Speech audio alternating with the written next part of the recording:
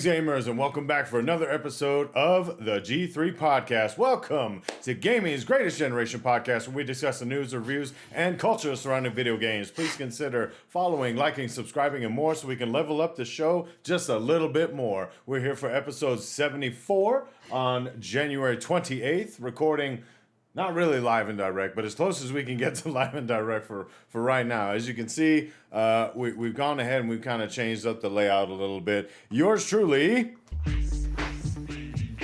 known as Ice on the ones and twos, and I'm joined by player 2 and 3. That didn't really rhyme as I wanted to, but coming in, the player twos. coming in here, let's say player 2 is gonna be Mr. Killionaire. Unfreaking believable. Hail to the king.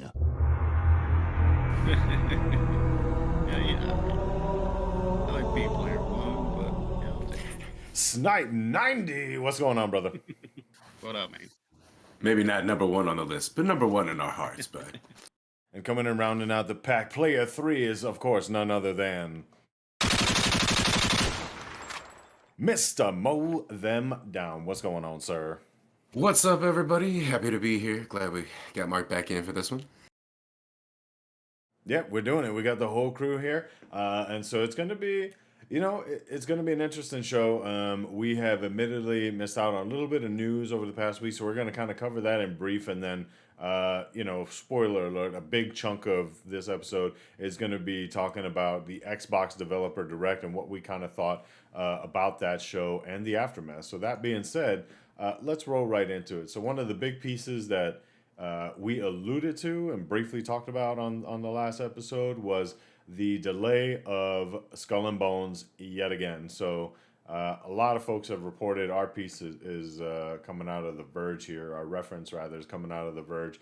And, I mean, I don't know what to say about it. This was hot on the heels of Ubisoft going ahead and announcing that they had canceled not one, not two, but 3 different titles that were previously unannounced. And they had a bunch of other titles that are currently in the works, and it'll kind of lean into our follow-up story here. But gentlemen, are we surprised at this point that Skull and Bones is just a wreckage floating out there at sea? Mark, what do you think?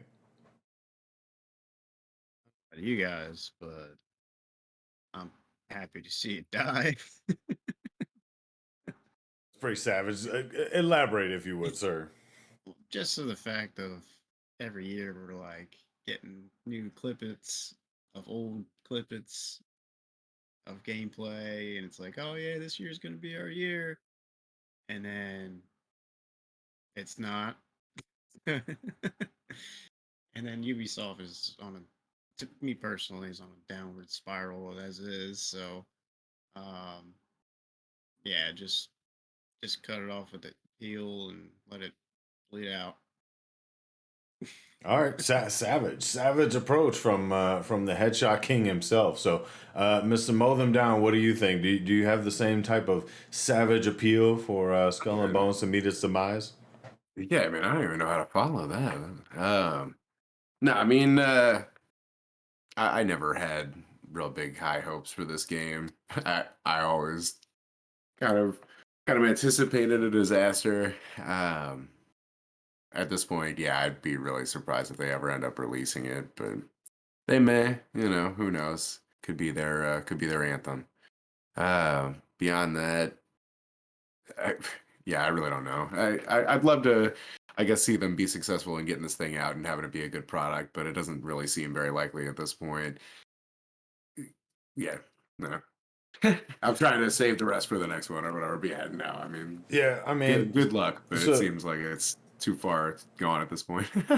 Yeah, so for me, not as savage as an approach as you guys, but I mean, I think this I'm not cutting it off at the heel and letting it bleed out. But yeah, I think this is literally like the 7th or 8th delay that we've heard about for this game. Yeah, at least 6th. I can't remember. It's whenever they announced it, how many years that's been? It's been quite a while at this point. Was it was it just 18 or 16?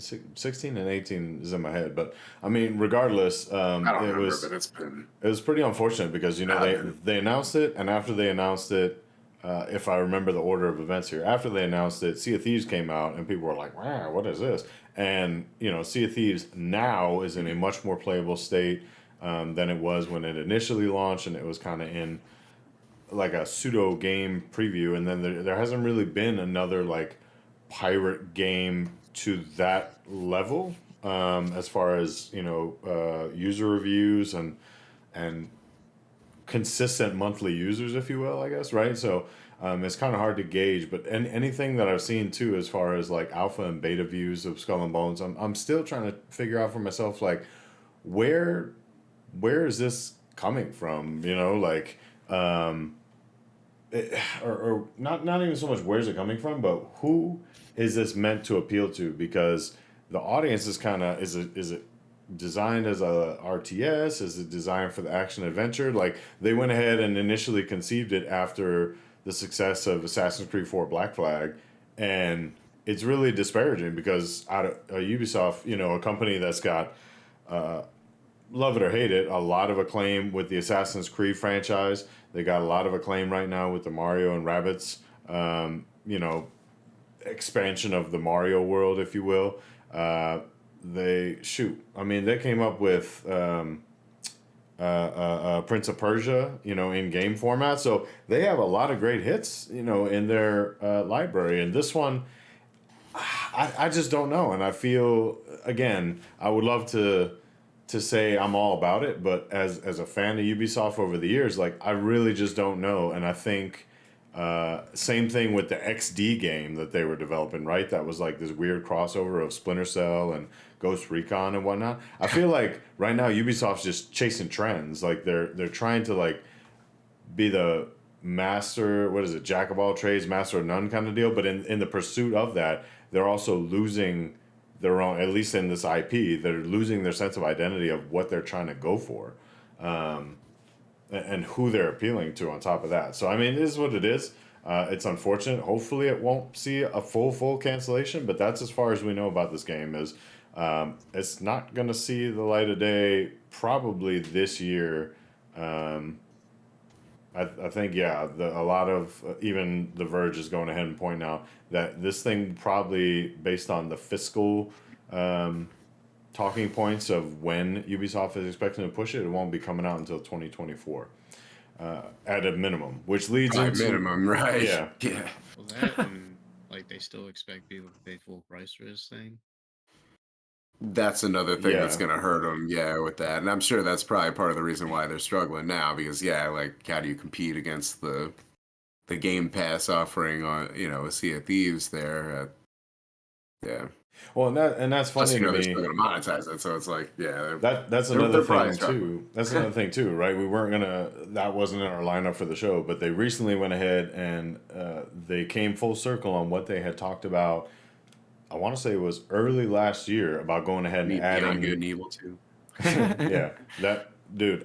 Fingers crossed that actually sees the light of day at some point. I mean, yeah. But Ubisoft as a company has come full circle insofar as the Uplay subscription service is now available on Xbox. It had been on PlayStation for a little while. Now it's available on Xbox. But yeah, I mean, you kind of hit the nail on the head, Matt. When you have these major competitors on home turf, that being PlayStation Plus on PlayStation or Game Pass on Xbox, like EA, I think, bit the bullet the correct way and went ahead and said, hey, you know what? We're not even going to try and compete on these markets' home turf. We're going to go ahead and be part and parcel of the package. And I'm sure, I mean, we haven't heard anything negative about it, in this world of so much negativity getting aired in the press and whatever. I'm sure we would have seen something if EA was dissatisfied with the deal that they had with Microsoft for that being in Game Pass, the EA Play service.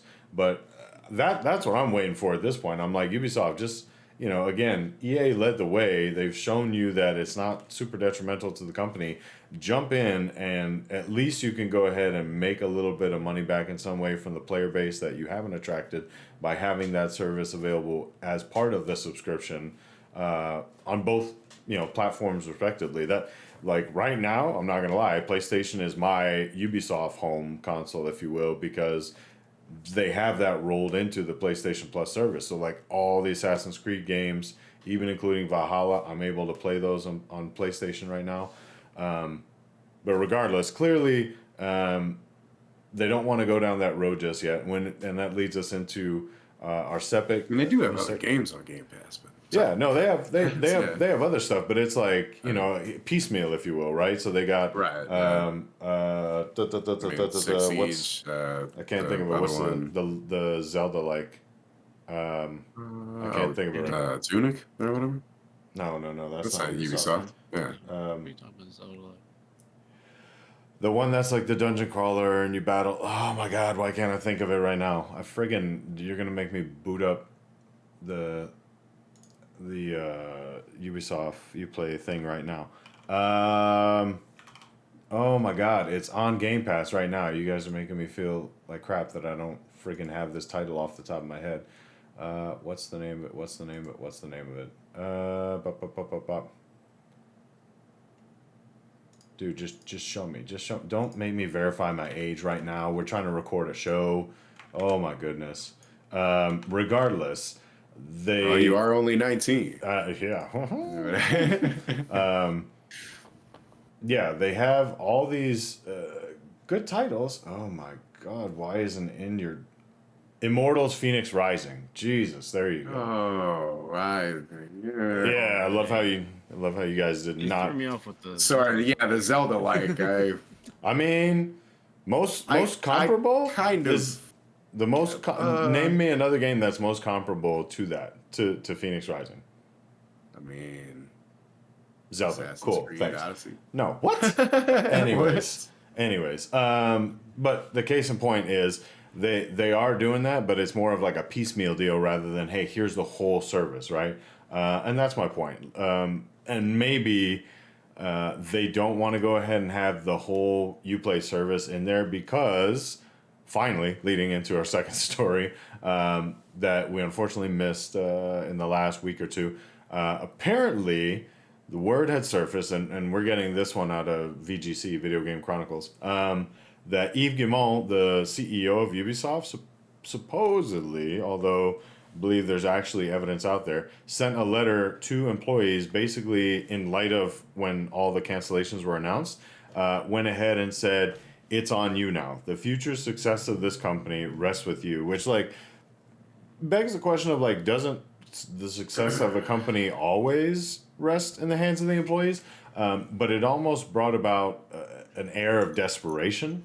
And I mean, shoot, this was last year. I can't even remember the episode number off the top of my head, but this is last year that we talked about, is there a time or is it the time for Ubisoft to get scooped up and, purchased by one of these other big publishers, bigger companies? And earlier, or late last year, earlier than what we're recording this right now, you had Tencent that went ahead. Was it Tencent or NetEase?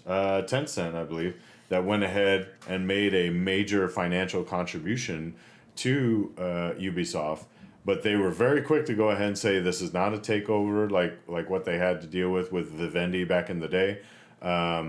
They're very quick to announce that, saying that Ubisoft will still remain independent, et cetera, but it still, like, I want to resurface that question. Is it time, with the hit or miss successes that they've had, titles getting canceled left and right, them more or less chasing the creative rather than being the creative?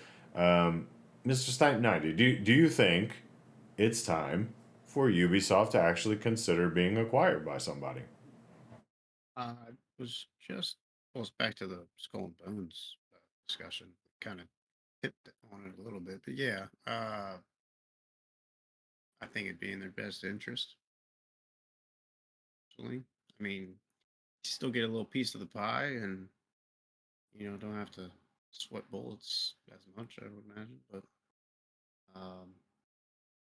yeah, why not? Join the party. Yeah, I mean, to make a not the most quality analogy, but like when you look at what we've recently seen coming out of Xbox, and we'll talk more about them later on. You got Pentiment, and now you have another, shadow drop that they just did in. Oh God, here we go again. I'm just not good with the titles tonight. Apologies. What's the name of the one that they just shadow dropped? Hi-Fi Rush. Hi-Fi Rush. Yeah, there you go. But these are relatively smaller, presumably less expensive titles to make. That I think everyone would agree they probably wouldn't. I mean, the developers on Pentiment literally said they would not have pursued this idea had it not been for the distribution platform and the financials of something like Game Pass to allow them to experiment. So, I mean, when we look at that, maybe that's kind of what we're looking at is Ubisoft is aiming, to go with the Phoenix Rising thing. Maybe they're flying a little too close to the sun and the wings are starting to burn up. Matt, do you think they've got a little wind left under their wings in the Ubisoft core, or do they need to go ahead and start pushing on over and making some appeals to, I don't know, Amazon, Microsoft, PlayStation? Do they need to start going ahead and seeing if there's a Big Daddy Moneybags that wants to go ahead and support them? I honestly, yeah. I mean, it's hard for me to say. I would always, I guess prefer to see something continue going if they can, but right now they've definitely been having a hard time of it. This, as you said, yeah, this is kind of a weird look for them, desperation or something else. But yeah, for him to come out and be like, please, everybody, we gotta get our shit together here. It's a little rough, but it is funny that he, it's like, well, look, there's nothing I can do about it. You guys got to get it together here. Yeah, I don't know. I'm not involved. I'd be curious to maybe speak with some employees and get their opinion on, like what's going wrong over there or whatever, that they're having issues like this. But yeah, I don't know. I wish them the best. I don't know if it's time for them to get scooped up or not. I'm sure that, Microsoft or somebody would be happy to come in and throw down some money, but I guess it'd be whether or not, Ubisoft really feels like they'd be getting what they feel they're worth out of it. I don't know. We'll see what happens. Best I got. Yeah, Ubisoft is one of the few private publishers that's kind of still out there. I mean, they were basically akin to Bethesda before Bethesda got scooped up by Xbox, in that they can go ahead and develop their own titles and then publish them. I'm just very curious because they have. I would love for Ubisoft to get a home run, and by that I mean for them to go ahead and have either some major rebound where they've got incredible titles coming out back to back for like the next decade that put them in a financial position where they don't have to have the CEO kind of sending out some letters that almost project weakness in the company. Or I would love for them to go ahead and, especially again, like looking back into the early 2000s, I want to say it was, when the whole Vivendi, corporate takeover kind of deal was happening. Like, they've had their own struggles, and I would like for them to, even if they did have a great partnership, I don't even care if it's, Xbox, PlayStation, Amazon. I'm a little less partial to because I feel like Amazon does not understand the games business, as well as some of these other players do. Shoot, I mean, for all I know, Nintendo could go ahead and scoop them up, right? We rarely talk about Nintendo, but Nintendo is a gorilla in the corner of the room with a lot of financial backing, and they've got the partnership right now that seems to be really successful with Mario plus Rabbids. Mark, you're the Nintendo master here, the master craftsman, master builder. On the I'm using a Lego reference. I don't know why. Master craftsman. We'll go as craftsman. What do you think about that? What do you think about the idea of Ubisoft getting scooped up by Nintendo? They won't do it, but Right. yeah, I can't elaborate because Well, I mean, it's It's not in their it's best interest. yeah, They really don't. it's a fair point, right? Because Nintendo really prides themselves on quality craftsmanship in their games. Right. Although we'll kind of look the other way on Well, some of the recent Pokemon releases. well, like you said earlier, they used it for expanding their Mario. That's pretty much it. Like other than that, I mean, they had Rayman, right? That was like an old school, like. But other than that, they just used it as something to add on to their franchise. So I don't. They Yeah, aren't gonna dip their pockets in that. yeah. I mean, I just so obviously, we're all here in the U.S. and I think there's a little bit of apprehension about like a NetEase or a Tencent going ahead and scooping this up because they're already scooping up so many developers on their own and probably publishers. We don't get as much news about that over here in the West as we'd like to. But that being said, same thing. I feel like those guys don't really understand the games market, and from what we've heard, well, I'll only speak for myself. What I've heard from some different folks that have talked to developers is there's a lot of censorship to some degree, or what the complete opposite of censorship. Putting stuff in games that might be offensive to certain types of folks. So I wouldn't want to see Ubisoft get put into that position either because they've had such a great history, especially now with Assassin's Creed and going ahead and showcasing so much history around the world just through the usage of that title. That I think, yeah, censorship would be something of a consideration I would have, but I'm belaboring the point here. Ubisoft may or may not be in trouble. We'll see what happens with it. I think it's safe to say in the next year or so, Microsoft's not going to be in a very readily available position to go ahead and acquire them with everything going on with the Activision Blizzard deal. PlayStation may, but it begs the question of how much Ubisoft is going for. I think the last I looked was something like 4 or 5 billion, and that was probably close to a year ago at this point. So who knows what their valuation is now, especially with everything going on in the markets. But that being said, PlayStation went ahead and paid what over 3 billion for Bungie alone. So I think reason to believe they could go for Ubisoft.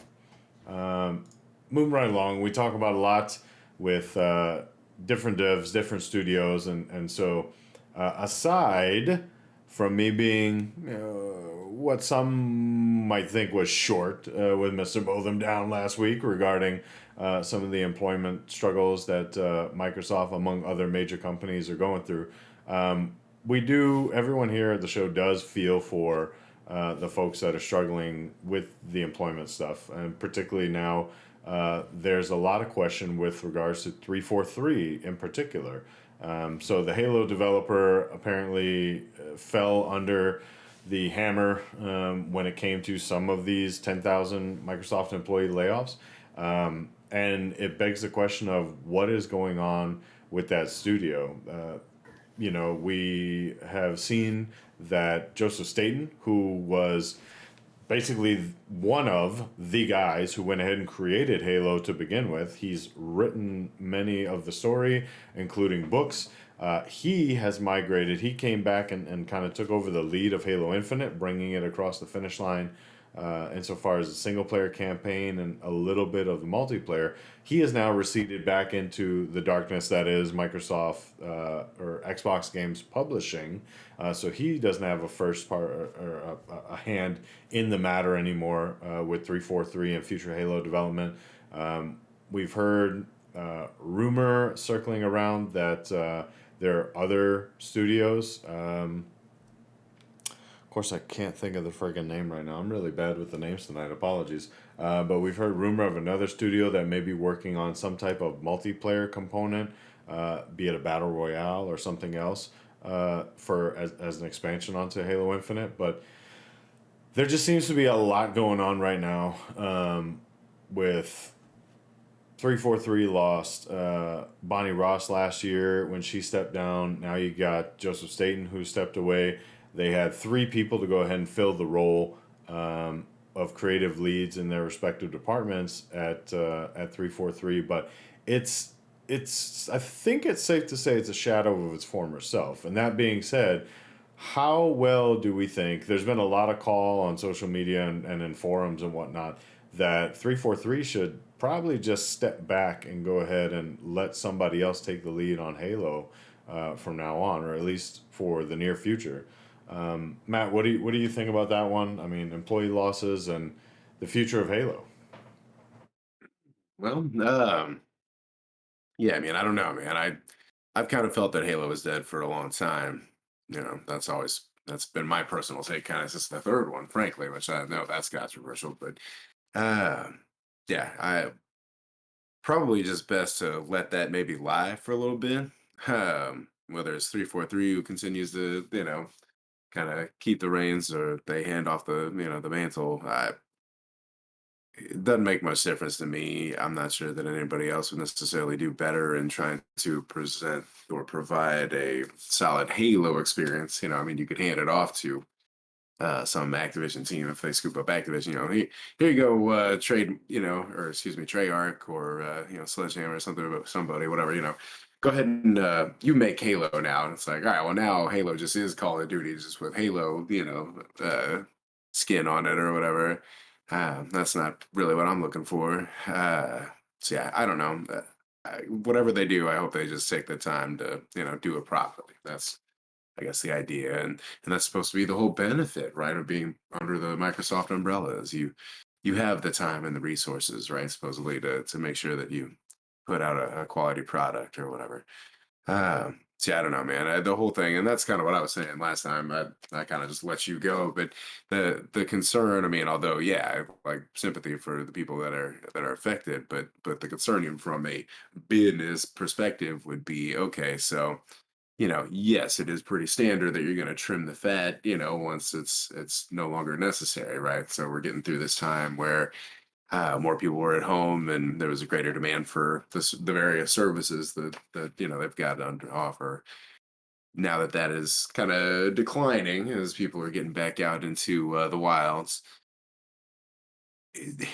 now's the time to take on a very high billion-dollar purchase of a major studio or whatever to bring them in, so you can try and continue to make a bunch more games or whatever that are all just going on to Game Pass or whatever that you're not necessarily making huge revenue for per hit, and that's supposed to maintain like the same rate of release that Activision was doing on its own or whatever. Like, are we going to see a yearly Call of Duty release every year on Game Pass? See, I don't know, man. Again, we'll see how it goes, but yeah, it's concerning from my perspective as far as what the overall implications are of that, especially if they're already in cost cutting mode. You know what I'm saying? Regardless of whether or not they have the funds to make the acquisition, of course they do. It's just sort of the overall kind of situation that leads me to be concerned, I guess, a bit. But we'll see how it goes. All right, well, Mark, I'm gonna just hand Matt a tissue and let him keep crying over the future that we haven't seen yet. Yeah. Insofar as this one with Creative Affinity, by the way, is the name I couldn't think of at the time, but Creative Affinity is supposedly rumored to be working on some type of Halo branching off, whether it's a BR or I personally would love and be ready for a Halo Wars 3. Halo Wars 3. Yeah. Yeah, but Mark, what are you thinking about all this with 343? Like, are they, should we just put a fork in them? Are they done, or are they worth some redemption? And I mean, I hate to see them just give. How many have they done now since so 343 was Uh, responsible for since Halo. Reach? Yeah, Reach, I believe, Well, right? no. Four Reach, through now. After Reach. Reach. No, 4, well, I 5, was saying that. Yeah, I'm sorry. I was saying after Reach. right? Yeah. So Halo 4 to now. Four on, Yes, yeah. Yeah. 4, Yeah, 5, so, and Halo which is Infinite. funny because I, me personally, religiously played the game 1 through 3, like PvP all day, every day. And then when 4 came out, it kind of like fell short for me. So kind of lost the feel for enjoyment I was getting out of it. When they took over, it, I don't know, it didn't feel like they just need to get back to basics. But instead of doing that, they kind of turned this thing into they're trying to do too much, I guess. I don't know. But yeah, like Matt said, unfortunately, I could see it becoming a yearly skin for Call of Duty, like you said, or like, Oh, I don't know about yearly, but yeah. Sorry. well, yeah, and then the whole battle royale thing that everyone loves these days with the microtransactions and all that shit. But yeah, the co-op really killed Infinite for me. Major delay on that. Oh, that being the lack thereof for like a Oh, year. yes. Yeah. I mean, the gameplay itself is pretty clean, but like, I don't know. It's not the Halo it needs to be. Or if another studio wants to pick it up and try something, sure, I'll give him a try. It almost sounds like everybody on the panel is willing to watch Halo get a reboot, which quite frankly, I mean, now having finished the storyline for Halo Infinite, a single player campaign storyline, I thought that's essentially what they were kind of going for. Yet at the same token, obviously by the story, it was a continuation after Halo 5. But yeah, I don't know. I'm not gonna sit here and vouch saying that 343 needs to be done with it, but I think everyone can kind of agree like they need some massive improvements pretty quickly. They need to get on top of bringing out the seasons at a regular cadence for the multiplayer component.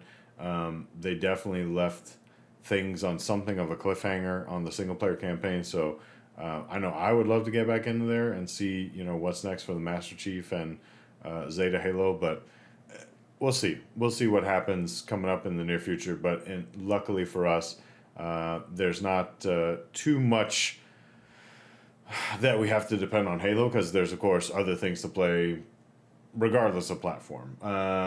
The Halo concept, however, moving right along, was something, or what's going on with 343, the layoffs, and basically Xbox's lack of first party releases in 2022 was the subject of a recent interview that IGN did with Phil Spencer.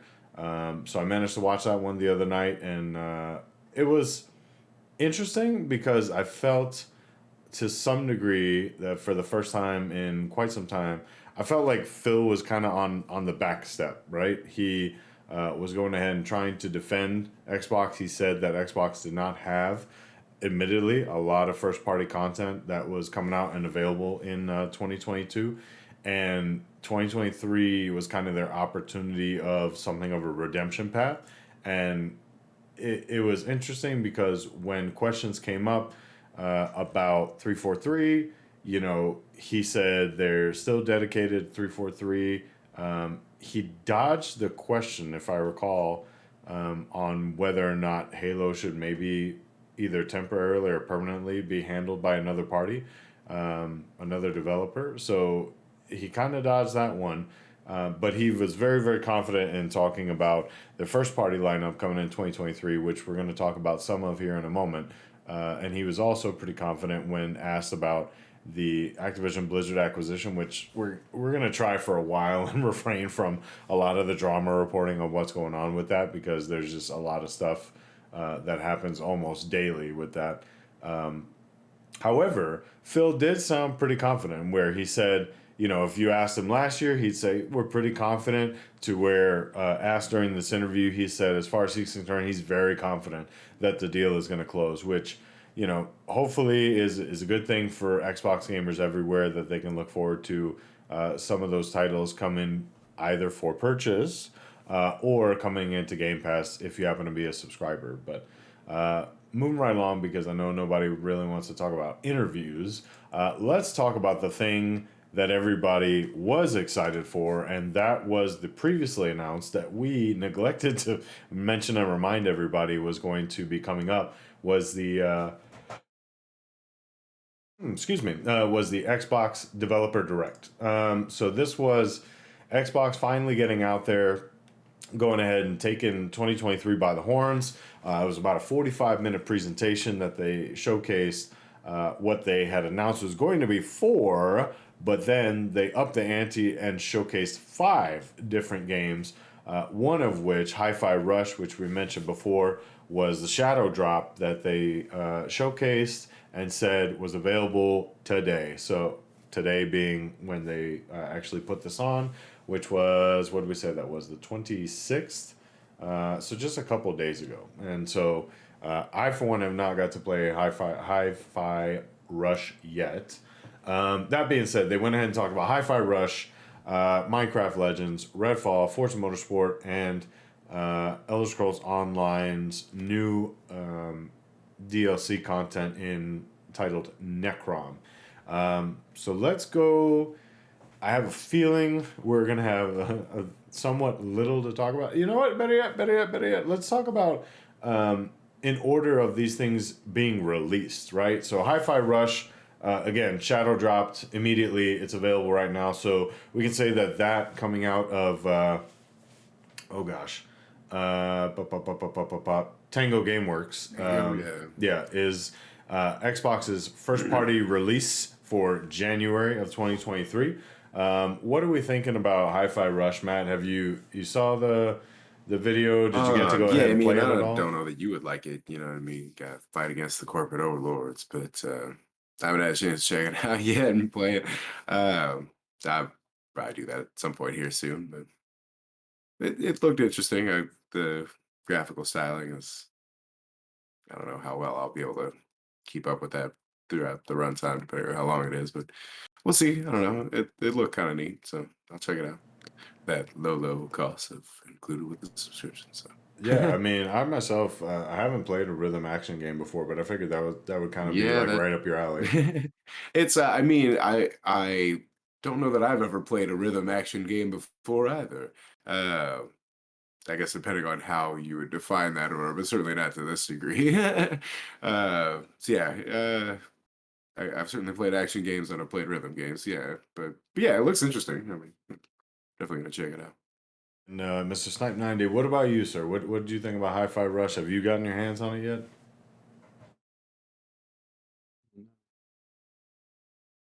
Hear me? Yep, we Now, got you. Yep. Okay. Yeah, nothing. Not for me. Okay, pass is a easy enough. legitimate answer. Okay. So moving right along then. So we went ahead and took a look at it. February and March are looking pretty empty, and we offline went ahead and saw that Ghostwire Tokyo, Tango GameWorks' previous title that had, is expected to have a year of exclusivity on PlayStation, is going to most likely be coming out in March onto Xbox, onto Game Pass. So that kind of leaves February up in the air insofar as what first party is going to do. But when we're talking about April 18th, we got Minecraft Legends coming out. I'm pretty interested in going ahead and trying this, honestly.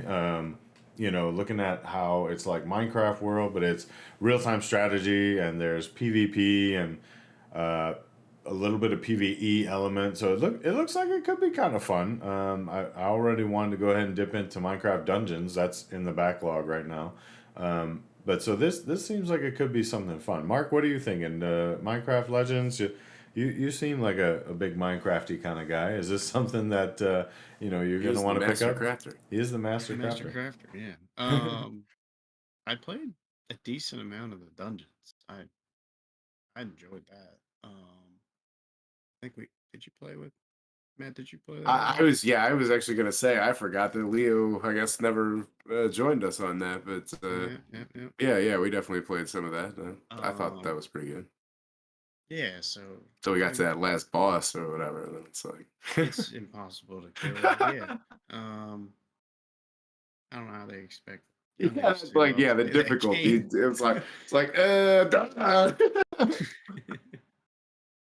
um, yeah, I'll partake in that if Leo ever decides to play it.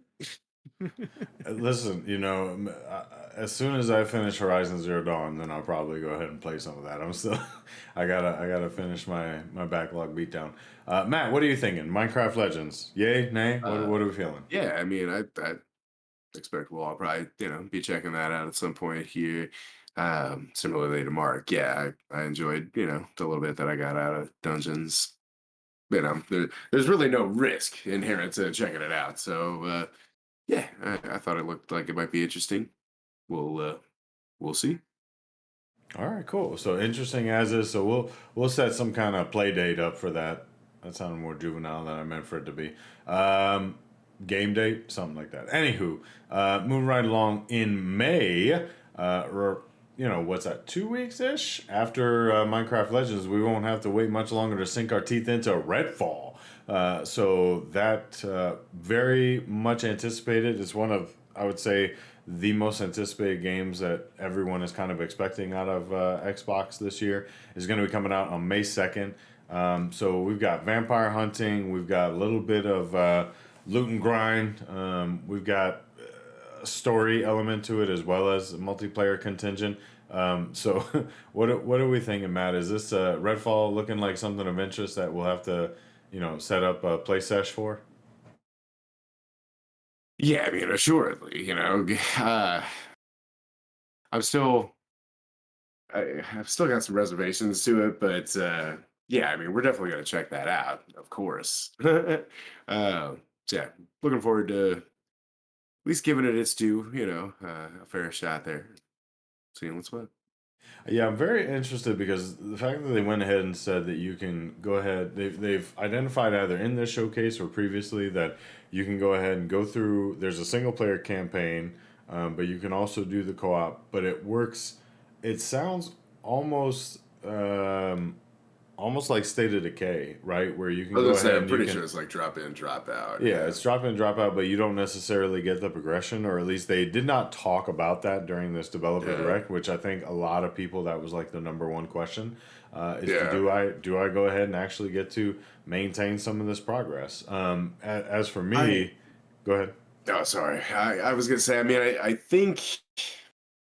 I hope anyway that you will make progress. I guess simultaneously or whatever. It'll really just depend upon how they're trying to set up the world or whatever. Thus far, I haven't really seen much that would indicate that you're really like establishing a specific game world that's trying to be managed by either your console or a server somewhere or whatever.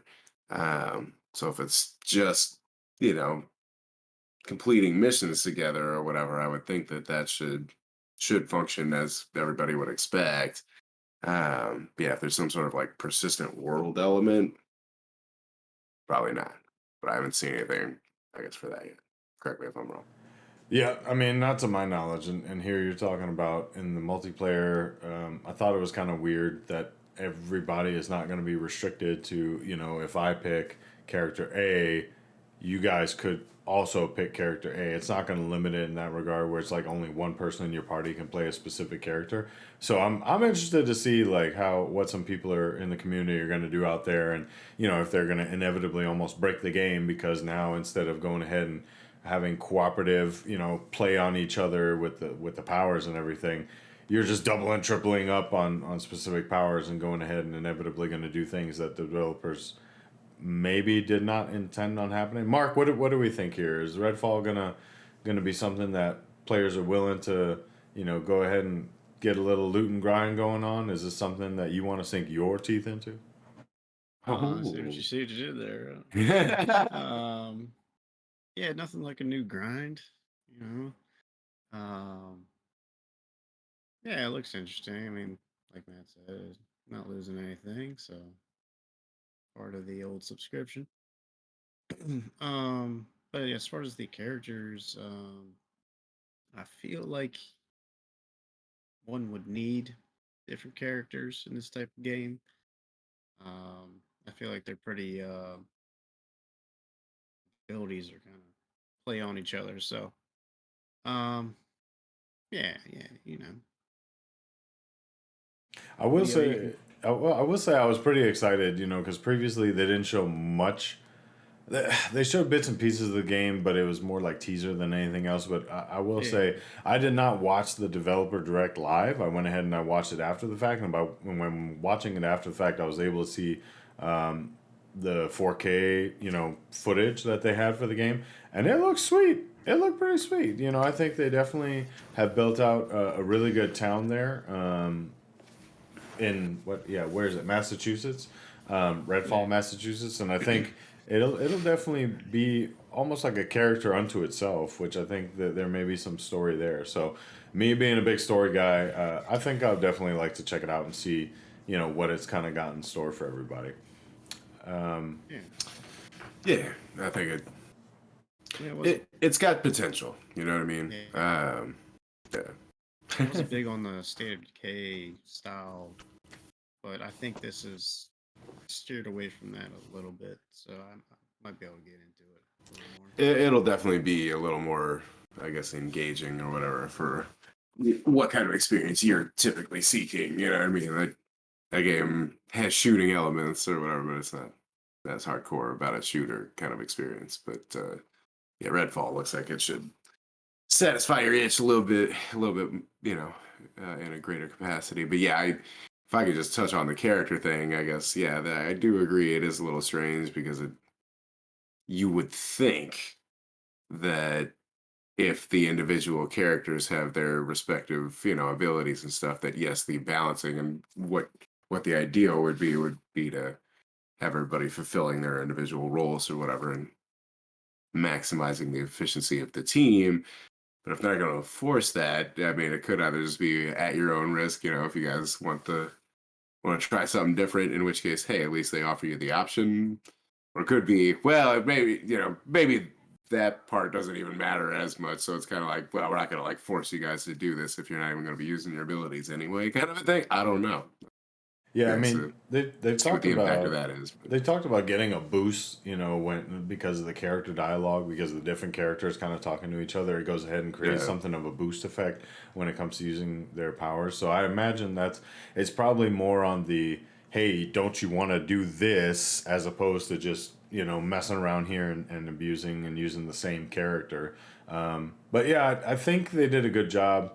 A lot of people have made the reference about like Back for Blood or Left 4 Dead. I didn't see it. I did not see it in this one. I thought it was kind of its own entity.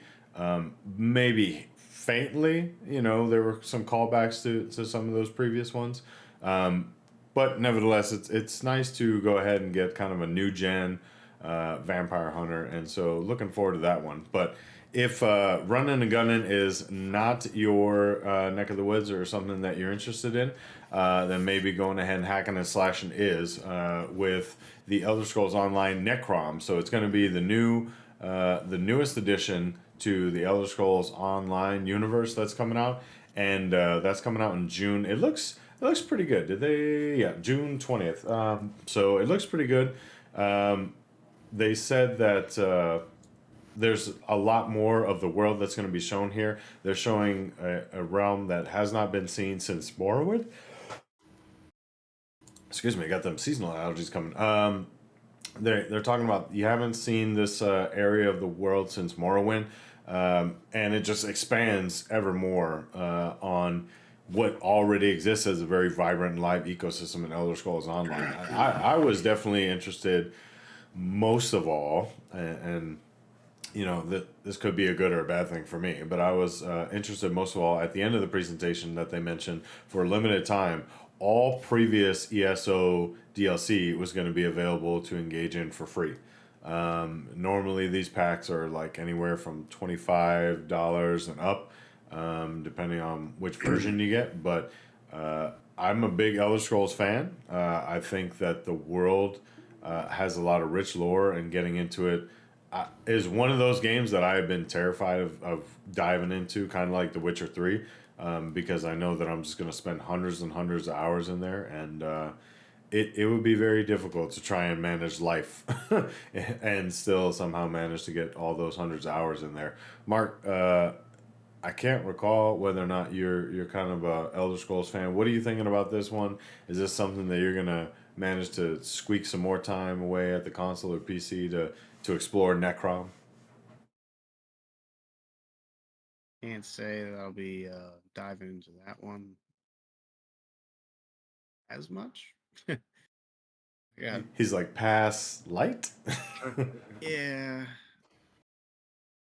I played Morrowind, of course. Skyrim stuff. It's up, as you know, it just eats up so much time. And I got oh shit, I gotta.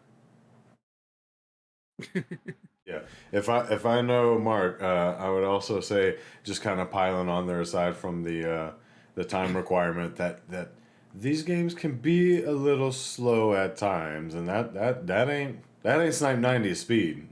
he's running and gunning. He's getting back into that Call of Duty Modern Warfare. Mr. Mow Them Down. You, however, have been known to dabble in the RPG worlds. Is Elder Scrolls Online something you're willing to dive back into at this time with Necrom coming out here in June? I don't know. It's something that I always think about. Just kind of trolling through a list of games in the library and everything. I don't know. It just seems so imposing. There's just so much content now. We're so late to the party on that, and I don't want to spend $100 in DLC. I don't know. We'll see. I'm always intrigued, but I just don't know if I see us actually having the time to put into it where we can ever like really make any progress in it. You know what I'm saying? Um, yeah, I don't know. We'll see. We'll see. Well, according to ZeniMax Online Studios, they're saying that they've got a really welcoming community. So if we manage to say, hey, you're gonna be the new bard on the block, and Snipe 90 will be, I don't know, the assassin for hire. I'll go ahead and I'll be kind of the negotiator and magician to go ahead and I don't know. I don't know where I was going with that, but this is what I'm talking about. Once I get in there, it's going to be bad news. All right. Last but not least, kind of the crown jewel of the presentation, if you will, with coincidentally an unannounced release date, simply coming 2023, was the latest iteration in the racing simulator Forza Motorsport. So we have Forza Motorsport 7 that came out, I want to say 17 or 18. And that was a pretty methodical, pretty beast of a sim. And now Turn 10 has taken another stab at coming around the bend and bringing us something that's even more vibrant, realistic. And again, I'll kind of lead this one by saying I was wowed, especially because I went ahead and when I watched the presentation, it was the 4K version. So seeing the cars and how realistic they look, seeing the dirt accumulation, and people say like, oh, ray trace lighting is a joke, blah blah blah blah. No, boo boo, you must not have a good enough display because that thing looked pristine. And I'm definitely looking to put all of Omega's bits and watts to the test when Forza Motorsport comes out later this year. Matt, you're kind of the even higher caliber racing sim fan of the three of us. So what do you think about Forza Motorsport? Is that something that you're gonna get lost in the sauce on? Yeah, I mean, we've kind of talked about that in the past. I'm totally looking forward to that. We'll see how it goes. I can't really say I'm expecting to have any issues with the game or anything. I'm really curious to see all the new physics stuff that they're talking about. They haven't really given like a whole lot of detail outside of a couple of things, which I mean, like targeting, I mean, whatever is cool, but I I don't know. Yeah, I'm looking forward to it. I thought it was looking real good. As you had mentioned previously, like 4K 60, always nice to see. We'll be curious to see what considerations come along with that. I guess like if it'll be the performance, and quality modes that you're looking at, and what's going to come with that, or if they're just trying to lock down kind of one singular experience or whatever. Um, I can't imagine they're running a whole lot of ray tracing anything or 4K 60. But I don't know. We'll see. But yeah, I'm certainly going to check it out. My main, I guess, point of curiosity was just the 2023, kind of release date without any further detail there. Um, wouldn't surprise me, I guess, if that one's not going to maybe be out till more of a holiday season kind of a time frame, but we'll see. But yes, absolutely going to check that out. Yeah, the release date thing, was one of those that was asked about, calling back to the previous Phil Spencer interview that we talked about with IGN. He was, kind of put out there and asked, like, that's the only title that we saw that didn't have a set release date. Is that something that we should be concerned about, or do you think it's actually going to showcase? And he said he's confident in the team that they're going to go ahead and when they're ready, it's going to come out. I mean, based on what we've seen so far, again, we've got June release date. I'm like trying to remember where my stuff is here. Yeah, we got June release date for ESO. Now ESO is kind of, I would say, its own animal, but if we were to still say, hey, that's considerably a first party release coming in June, I am gonna bet we may not see much in July, but I could definitely see. I don't know why, like August September timeframe just really strikes me as Forza territory. Mark, what are you thinking? Is Forza something that you're gonna get into this time around? We touched base on it before, but I moved, I should say, migrated more towards the Horizon game, just for the basic, do whatever you want aspect. But yes, I mean, they look gorgeous. The games themselves, the motorsport series. But I mean, we've had a couple races on. I don't even remember which one it was, but I believe it was 6. I don't know. it's been a minute. But Yeah. yeah, I they're always great looking games, and especially our areas of career interest. We're always you know peeking the cars, but yeah, get into that a little bit. All right, cool, cool. Yeah. So it sounds like, for the most part, if we were to go ahead and we've heard everybody else do it, so we might as well do it as well. If we were to go ahead and give this presentation a letter grade, right? Because, we're looking at the developer direct. This is kind of a new thing. You got, they're following on the heels of essentially the other parties, because Nintendo Direct came out and they were like the first ones to do it essentially when they kind of started doing their own thing separate to E3. Then Sony had their state of plays. You could almost say Inside Xbox has been around for a minute, but I guess it was never intended to be kind of this same way where they showcase a couple games a la a Nintendo Direct or a PlayStation State of Play. But if we were to give this one a letter grade, American style grading system, Mark, what are we thinking? Are we super pleased with this presentation overall, including the game content, or where are we thinking that they're failing? What's your I vote? mean, it is their first official direct. Gave it a C plus, I guess. Man, he's just coming on firing on all cylinders tonight. Just Well, you gotta Nintendo's been doing it for years. They have these, 10-minute, like, full in depth, or even longer, really, like multiple gameplay videos. They got Miyamoto on there.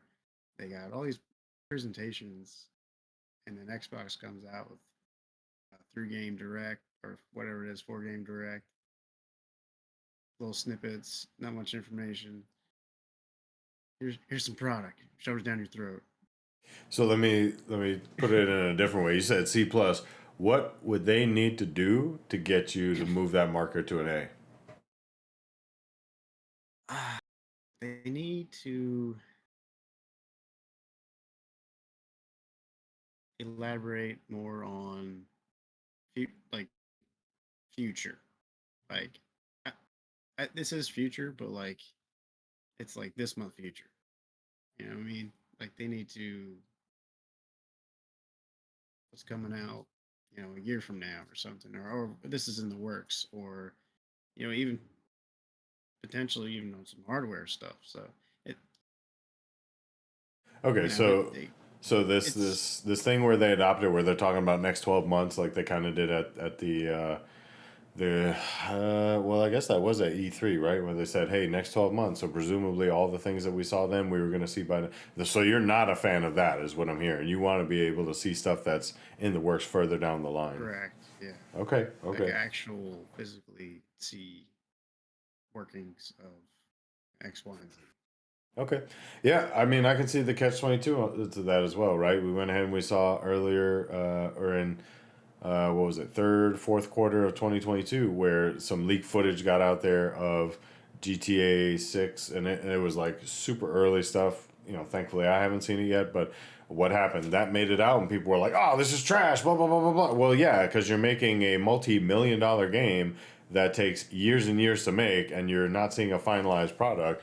Well, what do you expect? And so to that degree, I can kind of understand them not wanting to go ahead and show this stuff years ahead, unless it was like a trailer or vertical slice, similar to what PlayStation's been known to do, where shoot, they'll talk about a game and it's not coming out for 4 or 5 years, right? Matt, what do you think? If you were to give the Xbox Developer Direct, kind of a grade, what are we thinking, and what could they have done better? I mean, honestly, I was actually going to make a joke that yeah, my grade was like W for Where's Perfect Dark and Starfield.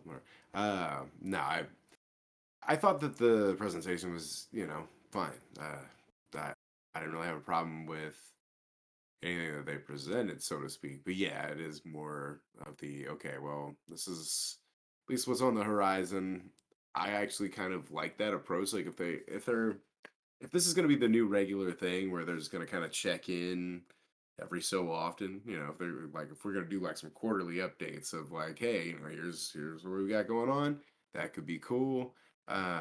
Would still be kind of curious to see, I guess, some kind of, yeah, check in on some of these other projects that we haven't heard from in a while. Just kind of see what's happening with those. Are they even anywhere close? Like State of Decay 3, is that going to be another 5 years? Like, how long are we waiting for some of these things? Some kind of updates on those longer kind of stretches would be appreciated, just so we kind of know, you know. But yeah, I don't have a problem with kind of the developer direct, like, hey, here's what's right around the corner in a relative term, and looking forward to getting those to you. So yeah, I don't know. I kind of have both lines of thinking on that, if you will. Just depends on, I guess, how they're trying to do these things from now on. Yeah, if they want to do, you know, semi-regular updates on some of the stuff that's kind of far field, and more regular updates with shorter, just kind of little, hey, here's what to expect. I don't know. Okay, cool. So I'm here for it. Matt abstaining from the American grade system, going with a W. I would go ahead and I'd probably give this one based on the fact that so they showed stuff, and I've heard hit or miss. Yeah, honestly, I was thinking like B plus, and I say No, that. sorry, And I was giving you mine.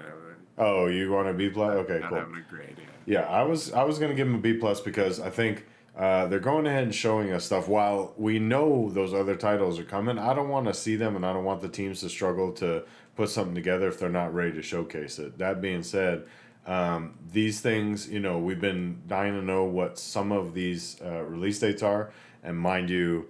Release dates are a dime a dozen nowadays. Look, we just talked about Skull and Bones at the beginning of the show, right? So, a release date can be the gospel, or it could be absolutely pointless. But it's interesting to see that they've got some stuff coming out in the near future that I can look forward to and gauge whether or not it's something that I'm interested in playing. That being said, I think that the shadow drop of Hi-Fi Rush was a very good plus. That kind of elevated the posture of this whole thing because we weren't expecting to see Hi-Fi Rush, and they went ahead and not only showcased it, talked about it, but went ahead and said, hey, and it's available right meow. So that's the type of thing that I would like to see more of. I don't know, how many other studios they have that have projects in the work that could showcase stuff. We don't know what Coalition is working on right now. What is it? Roundhouse Studios under Bethesda. We're not sure what they're working on right now. So there's a couple unknowns out there. Crap, I can't think of the other one. The ones that made Contrast and We Happy Few. Yeah, you know who I'm talking about though. Too many studios to try and remember right now. But we don't know what they're working on either, right? They've supposedly been working on something that even has a project name already. So very interested to see. Oh man, that's gonna kill me. One of you guys can Compulsion Games. Thank you. Thank you.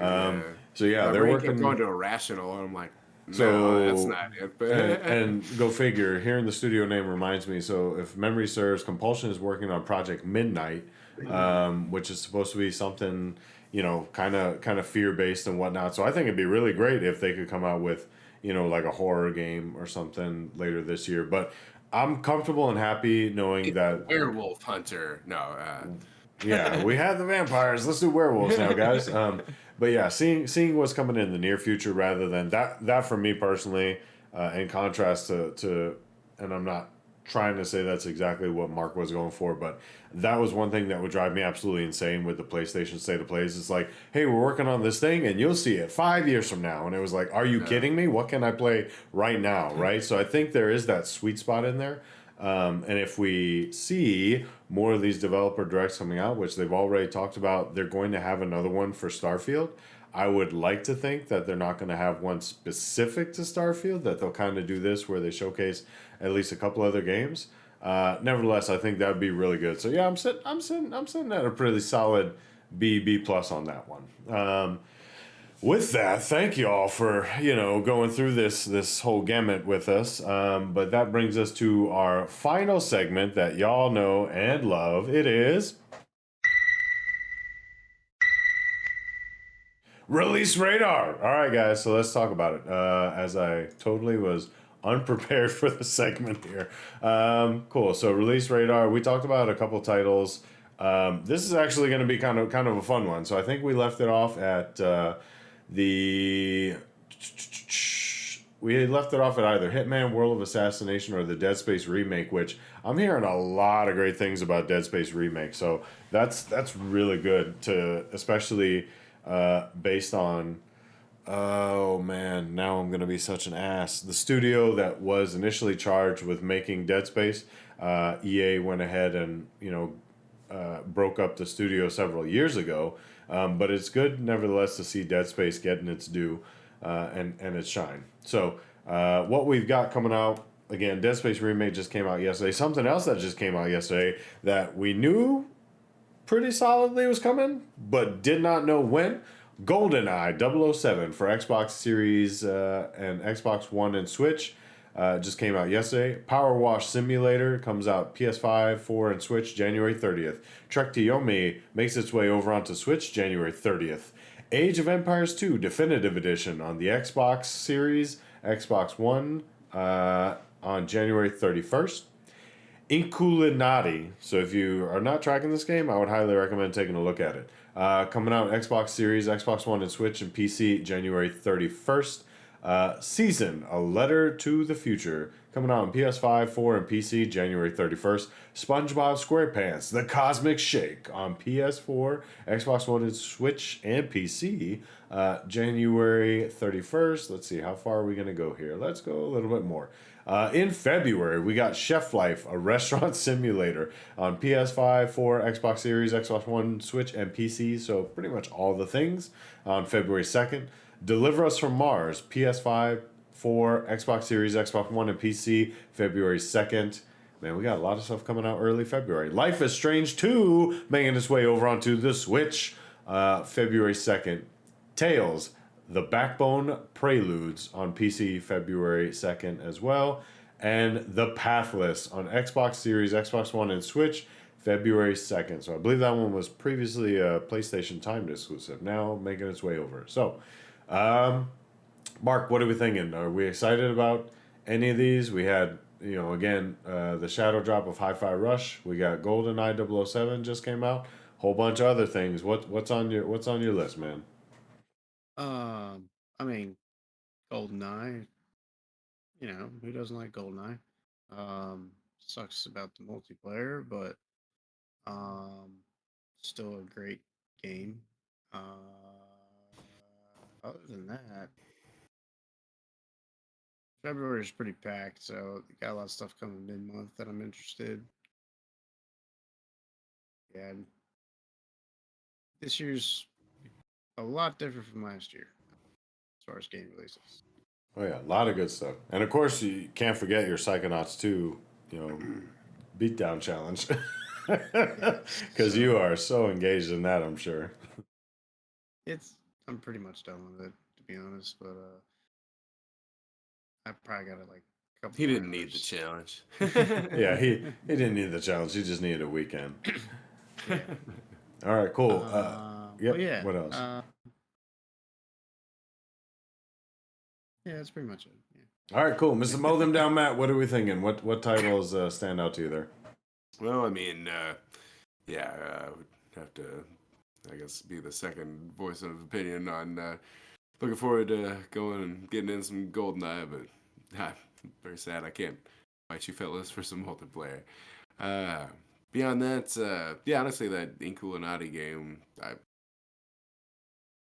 I'm not sure what I'm going to think about it, but I'm definitely going to give that a shot. It looks interesting. So yeah, I'll definitely be checking that out. I don't know, see what else I guess I can try and That's get some Chef time Life. for. But yeah, I mean, we'll see. I'll check it out. Yeah, But, with your culinary proclivities, I was same thing. I was thinking Chef Life. Yeah, Matt would be down for yeah, I that. mean, we'll see. But yeah, I don't know. I'm intrigued by whatever the hell Inkulinati is actually going to be. Um, I don't know. Yeah, I'm not sure what to think about that, but what they've shown thus far has piqued my curiosity, if you will. I kind of want to check it out. I I want to know if it's going to be like a new Scribble Knots. Oh, yeah. I You know what I mean, mean? Like, I could see I don't that. think Big it's gonna be, vibes. but like, I was like, man, yeah, I don't know. We'll see. Okay. Well, for yours truly, yeah, Dead Space remake. I want to get my hands on it. I don't know when it's going to be coming out. Like, I hate to say it, I'm being reluctant, because I got Beatdown Challenge to work on. I got a family trip coming up, so I'm probably not going to get to jump into it anytime soon. And by the time I do get around to it, it might already be on, Game Pass or in PlayStation Plus. But GoldenEye 007, I did already jump into some of that multiplayer. Matt, I'm not upset about the multiplayer thing because I don't need you out there spraying and praying with the AK. That's already kind of the classic move with the AK in that game. I don't need to see you going crazy. Mine was the RC 190. So if y'all get your hands on RC 190, especially I thought it was the RCP 90. I'm pretty sure it's RC 190. I can't remember the exact name, but I don't know. fact check. All right, cool. So marks on it. Other than that, Like, you don't have that memorized? yeah. Other than that, Inkulinati, dude, I've been watching that for quite some time. Ever since they announced that game, and then surprise, surprise, it was announced it's also going to be available in Game Pass when it comes out Yes, it is. in the next couple of days. So hands down, I'm going to try it. I have a sneaking suspicion I'm probably going to try and max out that game if I can. And then, of course, there's Age of Empires, which I don't know why I blanked out on. But Yeah, Age of Empires. I was never. There's probably going to be some spears chucked at me for this one, but I was never a huge Age fan.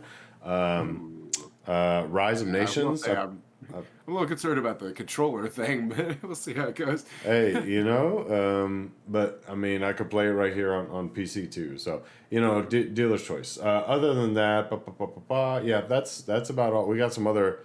Yeah, like Mark said, we got some other heavy hitters coming out in the rest of February. So I'll say for right now, it's mainly the Backlog Beatdown Challenge. And that rolls right into what I've been playing. I went ahead and I've been playing a lot of Horizon Zero Dawn. And other than that, I did just for the sake of minimal time sink. Dip back into Slay the Spire. So I'm gonna try and avoid He's getting. addicted, folks. Yeah, I'm gonna try and avoid getting sucked back into that one because at this point it's like, man, which achievement or trophy am I going for? There's just so friggin' many left untouched. Other than that, you're truly known as Ice on all things gaming and social media, and Mr. Snipe 90. What you been doing? What you been playing? Where can the people find you? Uh, you know, just casually working on my Psychonauts. Of course, GoldenEye. That's find me here, maybe. Be Right. coming at you live soon. Yeah, we're gonna Other try. than that, trying to get some multiplayer in, possibly. But yeah. All right, Too cool, much. cool. Rounding out the crew, Mr. Mow Them Down. What you been doing? What you been playing? Where can the people find you? Well, I'll be, I guess, maybe on some Call of Duty if people want to play that. But no, been playing a lot of Half-Life too. Honestly, yeah, really very glad that we decided to do all that or whatever. That we got the motivation to get through that now. I don't know what the hell it took me so long. The game's awesome. Uh, yeah, that Call of Duty. I haven't really played much else beyond that. Just kind of focusing on those right now. More so on the Half-Life than the Call of Duty, but that's the hotness right now. Yeah, wish I could go play GoldenEye with you guys. But Very well. So with that, ladies and gentlemen, that rounds out episode 74. Yeah, odd job. Go. Great job, break the nuts. That rounds out episode 74 of Gaming's Greatest Generation podcast. Make sure you go ahead and like, Wait, subscribe, share with a friend. Did you look it up, Mark? Oh yeah. Did you clarify? Yeah, I did look it up. So last call, change your mind. Actual name. I'm still gonna say it's the RC190. The P90. RCP90. RCP90. Okay, cool. Whatever. I mean, do I care? I'm gonna blast fools with it in the game. That's all that matters. All right, cool. So that being said, rounding out episode 74, Gaming's Greatest Generation podcast. Please go ahead, like, subscribe, share with a friend, so we can level up this episode again. So we will catch you guys on the flip side, and remember, Gaming's Greatest Generation is the one you guys are a part of.